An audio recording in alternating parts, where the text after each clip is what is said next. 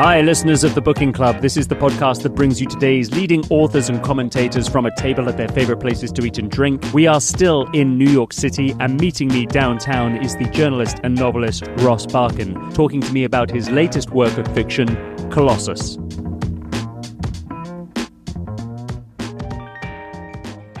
Welcome to the Booking Club from downtown Manhattan. Pleased to say that I'm sat in a lovely, cozy-looking bar called Edwards, across the road from the Odeon, now nefarious in my memory for having booted us out just now. I'm with my guest, Roth Barkan, the novelist behind the titles Glass Century and his latest novel about to be published, Colossus. Ross, what happened there? Can you reconstruct the memory of that traumatic event? Very tragically, we were gathered at Odeon, one of the great downtown haunts in Manhattan lore, and we had our microphones set up. We were all ready to go, and this very imperious, spineless general manager comes along and tells us we have to go. We can't have these mics set up, though in fact the people sitting next to us were excited to hear the podcast. They were sat right next to us, and they said, "Oh, God damn it, I was waiting to see what would happen," but yeah, that's all she wrote. So we moved across the road over to Edwards, which actually you have more of a history with. Edwards is a place in the 2010s I would come to a fair amount because it's right near City Hall, and I used to work out of City Hall as a reporter. I'd come here, grab burgers. I remember coming with my girlfriend. We eat here, and it's always a nice, cozy spot. I mean, we're in the Tribeca, not too far from the financial district. It's a funny part of Manhattan. It was once a dead zone decades ago, and now it's quite expensive, but kind of retains a bit of its sleepiness. It's not quite the high octane Manhattan, I would say. It's still, you can find places to eat and drink, but not quite, I would say, as many as other parts of the city. You are a lifelong New Yorker, kind of an expert on the city, at least as somebody who's covered it as a journalist. And so you must know a lot of spots. You would say that Edwards is somewhere that has kind of been like a workaday haunt for you for some years now then? It has. It definitely an after-work spot. It's a good dinner spot. All right. Especially, I was a City Hall reporter, so I was in... They call it Room 9. It's sort of the media room you'd work out of. So, when the day was done, would come here. Decent. I remember getting the burger a lot. Kind of feeling the salmon. I don't know. We'll find out what I want to do. Colossus is your, I want to say, fourth novel. How does it build on your previous work? As a journalist, there tends to be continuity in the thinking behind a lot of novel writing. Journalists tend to like to track events. Is that true of you? I think there is a DNA that Glass Century and Colossus share. I'll say the other novels less so, though. I wrote a novel back in 2020. It was published in 2022 called The Night Burns Bright. And that was also in a rural setting. So, I mean, Colossus is about a pastor in rural Michigan who wields a great deal of power and holds a dark secret. And I spent a lot of time in the rural Midwest. I'm from New York City, so I know it well, and I have great affection for it. So I've thought for a while about places and how places define characters and how one wields influence, whether in a city, whether in a town. So I think, while what I would say is that Colossus, Glass Century, and I have a novel I just finished that I hope to sell soon. I do think of them as an American project. If you go from the 1970s to the present day, they're all trying to capture a certain mood, a certain sweep, a certain type of character that came to the fore in the United States of America. So I do see a running theme in that way, and I've come to think of Glass Century, Colossus, and my upcoming novel, when hopefully that'll appear at some point in the near future, as a very loose trilogy. I mean, it's not a hard one. Interesting. Not a true continuity with characters swapping in and out, but there's going to be some recurring themes. And Teddy Starr, the star of Colossus, he might make a brief appearance in this unpublished novel, so people can look for that if they would like. Would he be the first returning character to a future novel? He's technically not. People don't realize I had the vigilante in Glass Century called Vengeance. I took that idea from my very first novel that almost no one has read, that I do think should be rediscovered. It's a strange book. It's very different than anything I've written since. It's an odd, very under the thrall of Thomas Pynchon's V, and it's very zany, and it's very sexual, and it's like a really acid satire. It's a really a young man's book, but I think Colossus really, owes a lot, I would say, to Richard Ford, particularly the sports writer. Independence Day, 2 novels I was reading at the time while writing it. Yeah, I think there's Roth in there. I think there's Updike in there too. But I was thinking certainly about American men and how they make their way. Who is Teddy Starr? Teddy Starr is a pastor. He's about 40 years old. He has a wife and children, and he's someone who on the surface has a perfect or near perfect life. He's very popular in his small town in Michigan. He is a wealthy person, certainly wealthy for the area. He's a property owner, real estate mogul. He owns a trailer park. He is something of a realtor as well. He likes to buy and sell and play the real estate game quite a bit. And, he has really become the de facto king of his universe, of this small universe. He's looked upon as a leader. He's good looking. He is adulterous. So one secret that it's actually not the dark secret he harbors, because you find that out very early in the book that he cheats on his wife quite a bit. But he also has another secret, which is he's not who he says he is. And I could spoil it or could not. It depends how I'm feeling or where your questions go. What I'll say is, he's a man of God. He's a something of an evangelical pastor. They don't call him evangelical, but he's not who he claims to be. Right, and that is a running tension in the book. Like, who is he? In some ways, it's similar to Don Draper in Mad Men, who's taken on a new identity. Don Draper came to mind as you were describing Teddy Starr to me. Is Teddy Starr the next in a long line of characters from American folklore living a gigantic lie? It seems to be kind of a great theme of American storytelling. It is. We're a country of lies, and we're a country of reinvention. There's the famous Fitzgerald quote, which is not accurate at all, I don't think, which is there are no second acts in American life. I don't understand why, and I love Fitzgerald, but I don't understand why this quote has been attached to him for so long, or why people bring it back, because there are second acts in American lives. There are fifth acts. Look at our president of the United States. Donald Trump is on who knows what act. And just to linger on that, why do you think F. Scott Fitzgerald said that? I don't know, because I don't know the context of it. That's the truth. Who knows I don't know where it was written. Because, perhaps because Gatsby has his second act and he comes to his ruination over it. So maybe it was a reference to that. But truth be told, I don't know.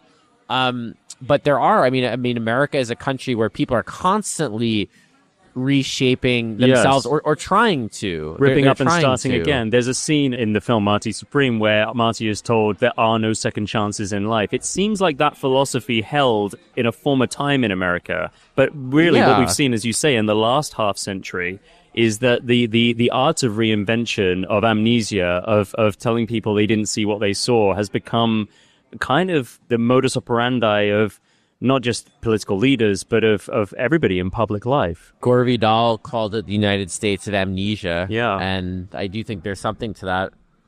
What I would say also, though, is American reinvention is not completely new. That if you look at our history, it is immigrants coming here, striver types, hustler types, changing their names as they come through Ellis Island. Yes. And becoming entirely different people. I'm Jewish, and the story of Judaism in America, and this book, Colossus, certainly gets at Jewish themes, is these Jewish immigrants who went on to found Hollywood, to become the major book publishers, to become major cultural figures, who all, in many cases, changed their names. The Warner brothers, they were not originally, Warner was not their real name. What were their original names again? I should know. I forget. It's a Jewish, much more Jewish name.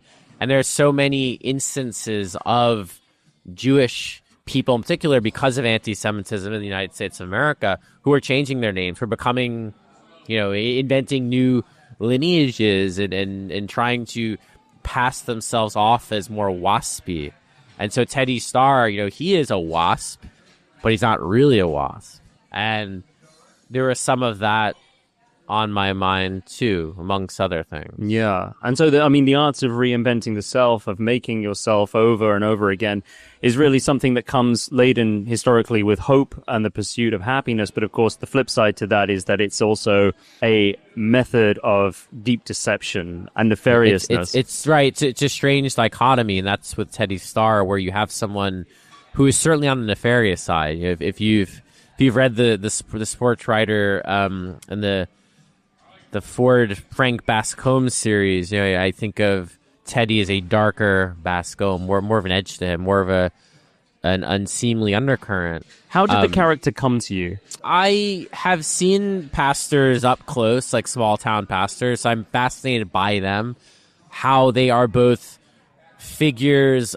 of God and figures of faith, of course, but they're very temporal. The small town pastor in America often is the premier political figure. You met a lot of these pastors in the Midwest. I've been to church in the Midwest. Yes, Yeah. I've observed. I've sat through and observed. Did you meet the prototype for what would become Teddy Starr there? Not particularly. I would say it was a mashup of people. No, but go on. So how did the character form in your mind? I started writing the book in 2023, and I wanted to do. I'd finished Glass Century, and I was very interested in writing about the other, the middle America, the town, and who wields power in these sorts of places, who has influence, who does good with this influence, or does bad, or who abuses their power. And so there wasn't like a single Teddy Starr, but I think these ideas were working through my head. And honestly, this book is in first person, so it's also a departure from Glass Century, which is a third person with a close third person, but also one that can range.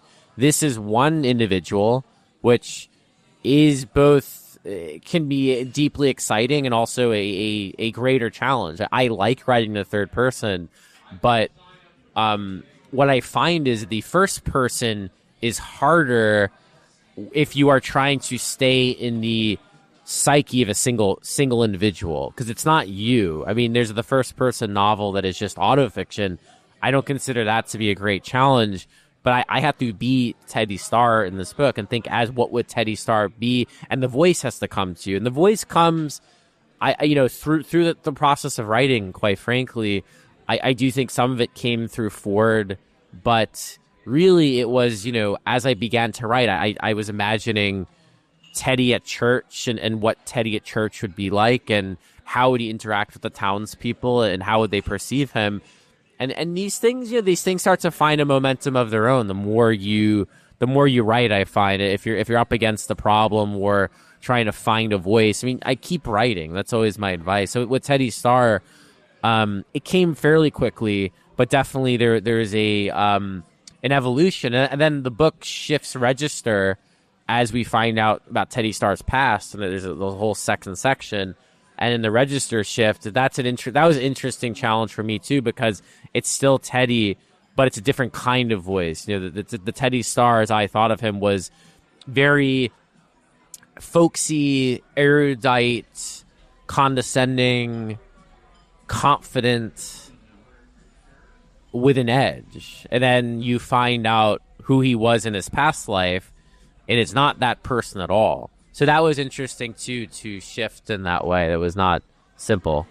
You say it's hard to stay inhabited in a character's psyche in the first person. In what way does it present a challenge? Is it a technical challenge? Is it a mental challenge, a psychological challenge for you as the writer? Or is it both to some extent? Did you enjoy living in Teddy Starr's mind? I did. I mean, I like I like taking on a character, even if, honestly, especially one who is not a goody two-shoes. I mean, I think it's more interesting to write someone who is very flawed. He's a deeply flawed person. He's not necessarily a person you'd want in your life. Well, I was going to say flawed and bordering on evil, right? Borderline, yes. I mean, he's willing to maintain his life as it is.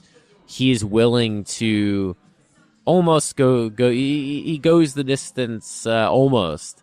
And I won't say too much, but yeah. So I think there's a technical challenge of you don't want to slip. So if you're writing a first person and you're doing it, this book is almost 300 pages, so you're doing it over the course of that length. I mean, 90,000 words or so.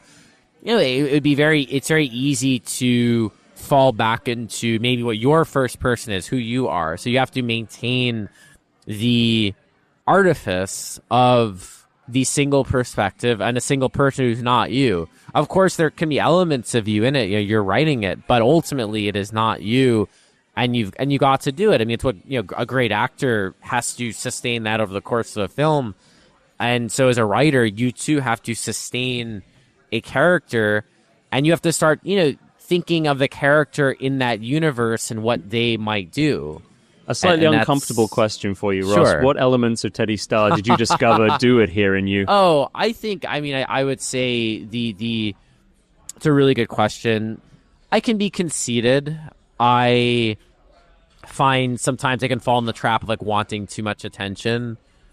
I am someone who I think can be very nakedly ambitious. Teddy's very nakedly ambitious. Teddy wants...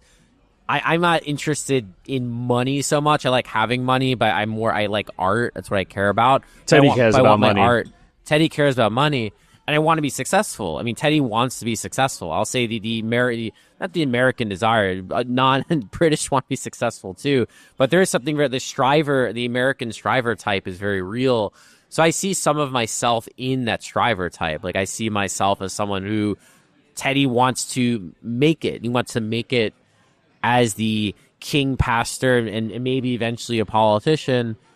I myself, want to be better in terms. I want my art to be stronger. I would like recognition for it. I think most writers do. I don't like the there's the faux humbleness a lot of writers have to adapt, where they have to pretend they don't want their books to be received well, or they don't want the worldly trappings. I mean, you do. I mean, the art has to come first. I'll say that. I don't want to write thrillers and make millions of dollars. That's not interesting to me. I want to write books I'm proud of. Every book I publish has to be a book I'm proud of. But you want your books to do well, and you want to be a person in the world, and that's exciting. So I think in some of that striver type, I see, I understand that type of person in Teddy. And of course, Teddy's willing to do things I'm not. And Teddy certainly veers in many directions I wouldn't go. And Teddy's more materialistic than me. I'm not that. I like to get nice nice shirt or get a new suit or something, but be welcomed at restaurants like the Odeon, have the red carpet rolled out. Right. Mr. Barkan, right this way. We've been expecting you. Someday, maybe after the third Pulitzer Prize, they'll I'm still seething, as you can tell. They'll take me in. We'll go over there after this, and we should give the manager what for. Should give them rough them up. It's gonna be don't mess with the booking club. Yeah, that's right. The British want to be successful too. Thank you. We're also sitting, our silent partner here, who's not part of the podcast, but he's a part of us spiritually, is Vincenzo Barney. The third silent voice on this podcast is the great and powerful Vincenzo Barney. Well, let's look at the menu and see what we'd like to order. I'll do the grilled burrito, the chicken burrito. Yeah, chicken burrito. And can I order, please, the Tribeca Cobb salad? Thank you. So, Ross, you've ordered the chicken burrito, right? Yes. Now, the Cobb salad on my part might seem like a lame choice. No, I'm pro salad. But if the listeners knew what I've been eating over the past few days, it's mainly consisted of, I went to the Magnolia Bakery today, in fact, and that was like a snack. And then yesterday I went to Gallagher's Steakhouse. I don't know if you've ever been there. Yeah, I know, yes. I know Fantastic. So I'm trying to reduce my intake of red meat, even though I'd love to have the burger here. It's good we pivoted. The original plan was Peter Luger's, the very famous steakhouse in Brooklyn. Ironically, they would would have probably had us with big smiles on their faces. They would have had us, but the prices are quite high there. So I think it worked out okay. We're going to get good meals at very reasonable prices. We're not going to spend $100 on a steak. Let's talk a little bit more about New York City. Since this is the first time the Booking Club has stepped out of its home turf across the pond, we're a similar age, and you've lived in New York your whole life. I visited New York many times over the years, and I've seen it change in relatively perceptible ways, but you've seen like the minutiae change. Mm-hmm. Where do we find New York in 2026? How would you characterize where the city's at? I've noticed walking around that I don't see very many even vaguely bohemian creatives. I see a lot of finance bros. I see a lot of people in their 60s who clearly lived here for decades. So they're more in Brooklyn and Queens. I'll say if you want to find those types of people, they're still out there. I mean, Brooklyn and Queens, both neighborhoods like Ridgewood, like Bushwick, like Astoria. Yeah. You know, they're there. I will say one problem with New York, one lament of mine, is that it is becoming a city for the rich, and that's not good. And I've seen it in my own lifetime where neighborhoods that were once fairly bohemian or working class, like Williamsburg, become hyper-capitalist in the span of a decade. I've seen the disappearance of very vibrant indie rock scene in Brooklyn because the venues, the DIY venues, were all shut down. Yes. And now there's not really, there is music, but there's not a place to have those kind of raucous warehouse shows and do what was being done in the 2000s and early 10s. What I will say, what's better about New York today is the literary side of things. I think despite the kind of hyper gentrification that's happening throughout the city to an extent, there is more vibrancy around the literary arts than I can recall in the 2010s. I can't speak so much to the 2000s. I was young and I wasn't participating, but I feel much better about the scene today in my 30s than I did in my 20s. I've met a lot more like-minded writers. I have started a magazine, the Metropolitan Review. I've seen many other people start magazines. There are many. If you want to go to literary reading in New York, you can go virtually every day. If you want to go to a literary, party or any kind of magazine launch, you can do it every week. Yeah. It's like despite these forces of capital that are making this city very tough on artistic people, there is still an energy here. It has not gone away. I'm glad to hear that. I think whatever strictures or sclerosis exists maybe in the publishing industry, it sounds like there is a resurgence and a renewed appetite for the literary life here. Very much so. I think that the conglomerates and the big five are in many ways out of touch and have become sclerotic. But when you see just the number of magazines and the number of little scenes that have sprung up, they're existing outside of that big five conglomerate world, and that those publishing powers don't have the same influence they once did. And I'm not against them. I'm publishing a book with Random House, a nonfiction book, later this year, but I see that maybe, if you compare New York now to the 70s and 80s, of course, there was so much going on then, and it's hard to have that one-to-one comparison. But I'll say this, the 2010s art scene versus now, I think with the rise of Substack too, you see a lot of ways for people to promote their work and promote their magazines and their scenes. There's a lot more happening, and it does feel very DIY. I mean, the Metropolitan Review has felt very DIY to me, and all these other new magazines and ventures coming out and all these new reading series, just people coming together and getting a venue, getting a bar, getting some room and having a party and getting things going. So tell us more about the Metropolitan Review then. How often do you publish? Where can people find you? And what have you got coming up? We publish, so we just put out our first print issue. We're having our print launch. We're recording this at the end of March. We're going to have it on April 2nd. So, and by the time people are reading this, the party will have happened. But we've been having monthly parties just to do readings, and we've gotten over 100 people and sold tickets for all of those. So, the Metropolitan Review, I co-founded it just over a year ago, and we've got a great team. We've got our poetry editor and senior editor, Vanessa Ogle, Django Ellenhorn on fiction side, Lou Behet, who oversaw the print. And and we've got also Jason Chatfield, our poet, our cartoon editor, and we have a great team. So it's not just me. And what we do is we publish on the web multiple times a week. So we will run 2 nonfiction pieces a week, book reviews or essays. We will run in a Saturday or Sunday slot, alternating fiction and poetry. We are operating on Substack. We have a standalone website, and we've built up a really big operation in just over a year in terms of audience. We've over 25,000 total subscribers. We're trying to increase our paid subscriber count. We don't have an office yet. Our office are these parties that we have.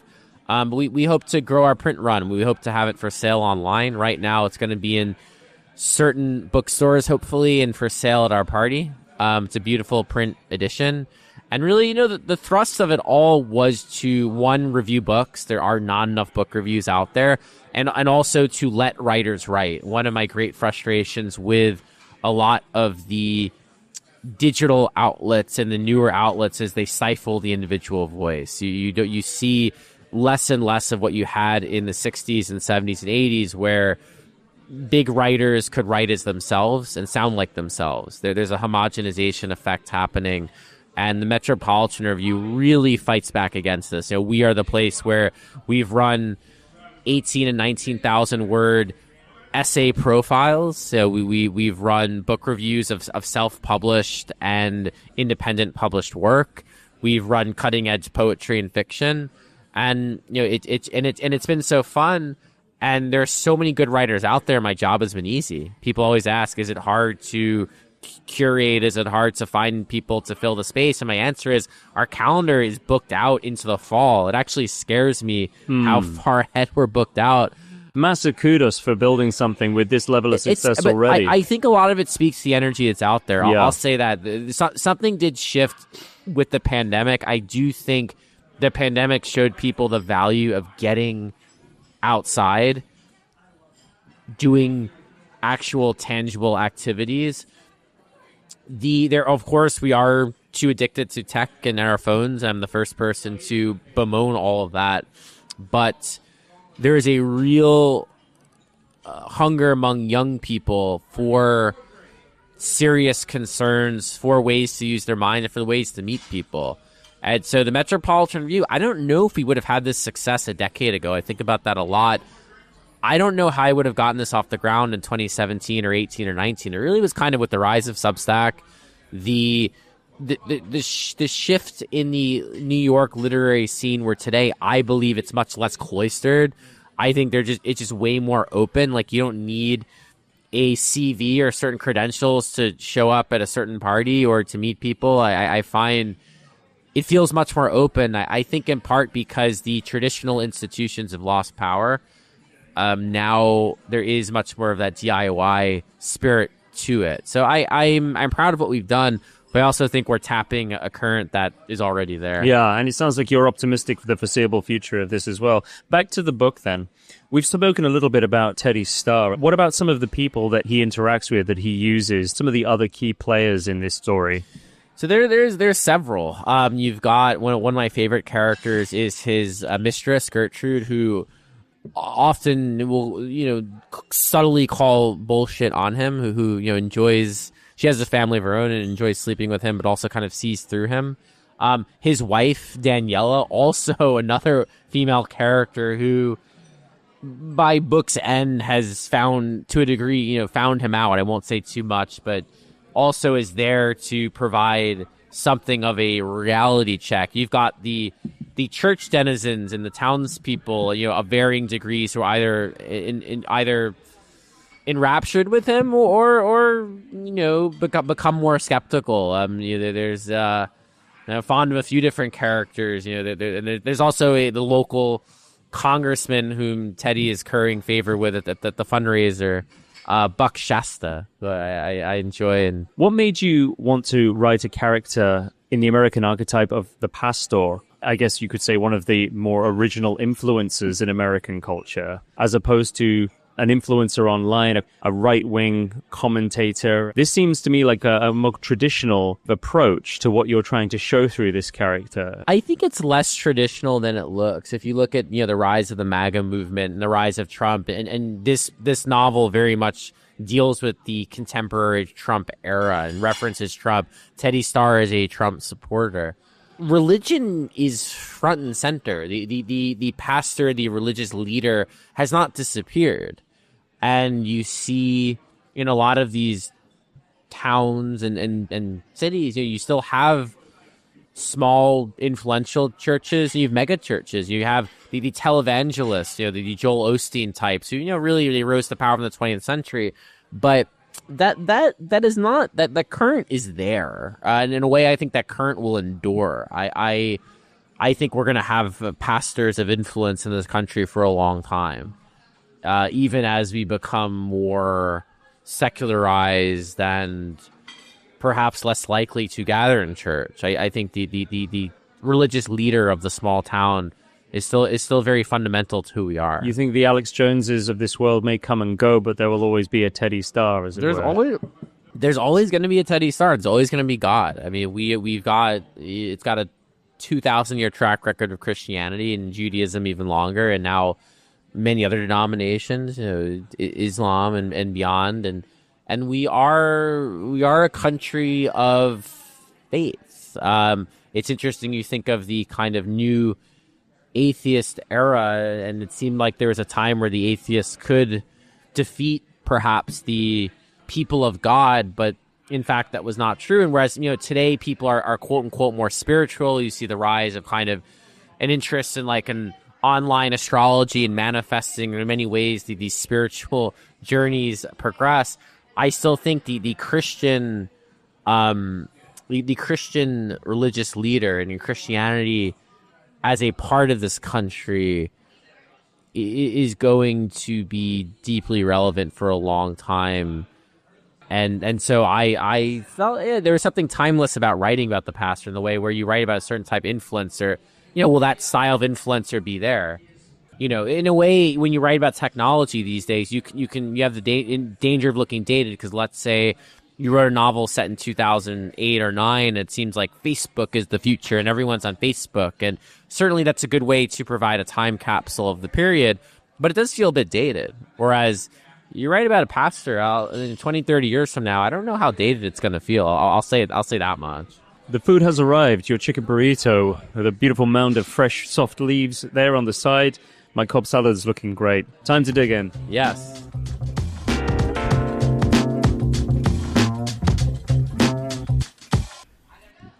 How was the chicken burrito, Ross? Oh, good. Tasty. I enjoyed it. Ross, you said earlier that you've grown very fond of the Midwest, and yet the product of that experience, the character that has emerged from that time spent in the Midwest, perhaps isn't the most likable figure in the form of Teddy Starr.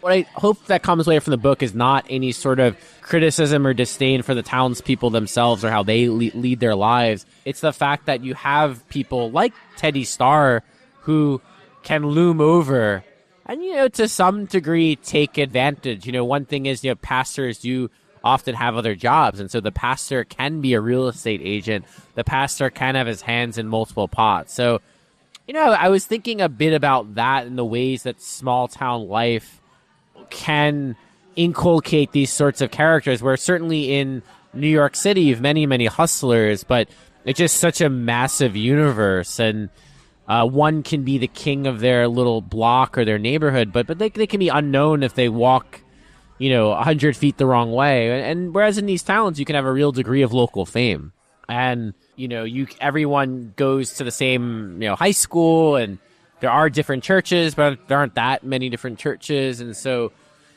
there are ways to be known and ways to exert influence. So I was definitely thinking about all those things as I wrote the book.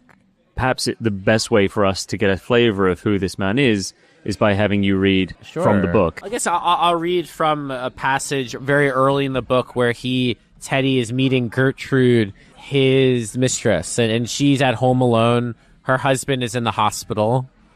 Son is at school, or he's with a friend. Actually, don't remember where he is exactly. He's away. The son is away. So it might be I'm trying to remember if it's a Sunday. He might be with friends, and her husband Harry's in the hospital.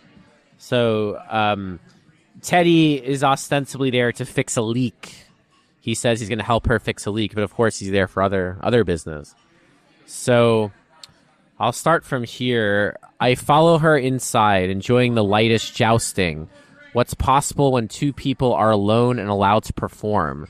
At church, a crowd, a lovely one, and at home, another, also lovely. 3 children, a wife who is languorous until she isn't, and a stack of bills always hitting our kitchen table. None of that here in Gertrude and Harry's shady, sunken foyer, smelling lightly of sandalwood. In here, the sunlight dribbles in just right through the leaded glass windows, leaving a wide crescent-shaped pool on the grand piano. Our feet creak over the hardwood, no carpet anywhere, and I'm grateful for the sound. We make way for the kitchen. How is Harry? I ask, straining to summon up worry. Harry's complaining about the food. He thinks Luce Memorial wants to poison him to keep him there indefinitely, to soak him dry and steal the homestead. That would be quite the scheme. Workable in some sense. I'm going to see him before it gets dark. It's best visiting him at that time of day. Gertrude's a crisp, trim 36, her dark brown hair slashed at the shoulders, her eyes a curious milky hazel. Her name belies who she is and what she looks like, even around here. She's the only Gertrude under 60, and neither of the surnames she's possessed in this life, Howell, the maiden, or Breckenridge, the married, lend any credence to her relative youth. She's never Gertie either. She and Harry joined the church 4 years ago and have been regular attendees since, Gertrude's devotion increasing over the past year. That's when she joined Bible study. Let's see that leak. Gertrude is dressed for a run. She's the only person I know of who jogs the country roads, risking her life on choking dirt and gravel. No shoulder to dip into. Drivers comfortably lured into committing manslaughter. Right now, she's in dark Lululemon high-risk track shorts and a sleeveless Nike top. Her upper arms thin and lightly toned. I can't tell if she's about to run or has already run. Exercise or not, she doesn't seem to sweat. That's his own talent. I don't think it'll be too much trouble. Then they continue. They can continue on and eventually have sex. But that's sort of the lead up to that. So that's kind of a fun little beginning to it. What I noticed in this passage is that Teddy Starr he's obviously always noticing details about other people. It's perhaps not the fundamental characteristics of a narcissist or somebody who is only using people. He seems to really perceive depth of the reality around him. I use the word narcissist, but is he a narcissist to you? I think in some ways, yes, but he has depth. I mean, he is a narcissist in that he absolutely believes that he is great, and there's a frailty beneath that. With a lot of narcissists, there's frailty. But I also think, he's someone who, while he's consumed by his ambition, by money, by sex, he is a noticer, and he is something of a dreamer too. And he really has this perceptive eye, and he's roving around town quite a bit. And he's very interested in the details that make up a life. He's very interested in material things. He's very interested in what people look like. He's very interested in food. Yes, he seems to be a man who's very much drawn towards the sensual. Very much so. So he, I think one can be self-obsessed and possessed of that ego, but still notice. I think, so when we think of, the term narcissist and kind of how pop psychology thinks of it, it's someone who can only think of themselves all the time and can't pay heed to anything around them. And, maybe there are certain narcissists like that, but someone like Teddy Starr, he's very aware of his surroundings, quite so. In the past, novelists tried to capture something of the zeitgeist, something about their time or something about their country with a hope of getting people to notice things themselves that they hadn't previously. Do you still hold out hope that novels like the one you've written can do that? I have a lot of faith in the novel and its durability. I think the novel has persisted for a very long time, and I think the novel is a very valuable tool for understanding our current moment when it's done well. The novel does consciousness. The novel has a degree of depth that no other art form has. So I see it as a way that even if you're reading characters who aren't necessarily self-reflective or are running away from the self in certain ways. You yourself, by reading it, are putting your own self into a different body, into a different psyche, a different consciousness, and that on its own is incredibly valuable. So I believe quite a bit in the novel, in the American novel, in the British novel, in novels across the world. But certainly this country too, literature will persist, and those who proclaim the novel is dead are always wrong, because it's always there. How do you think Teddy Starr would appraise your portrayal of him? It's a really good question. I don't know. Teddy is someone who at the end of the day might just put himself first, not want to reckon with his sins and not reckon with what he has done. I think if you follow the progress of the book, there are times where, at least in his past, he was a different kind of person, and maybe that person still exists somewhere. Like Donald Trump too, though. Donald Trump doesn't have a moment of redemption in him. I don't think Teddy Starr is exactly like Donald Trump. I think he has more depth than Donald Trump. But, there's a Trumpism in Teddy, for sure. That was on my mind. There's a certain degree of Trump in him. He's a showman. And he's someone who's on the run from that quiet moment at night when he really has to think about who he is. I don't think Trump ever wants to do that. And I think Teddy, for very real reasons, doesn't want to do that. And I don't know. It's a good question as to what Teddy would make of his portrayal. Let's leave it there. Ross Barkan, congratulations on Colossus. Congratulations on the Metropolitan Review. And thank you very much for showing me to Edwards in Lower Manhattan. Thank you for having me. It's great to be here out in the big city. Now time for us all to get a drink. Vincenzo's looking thirsty.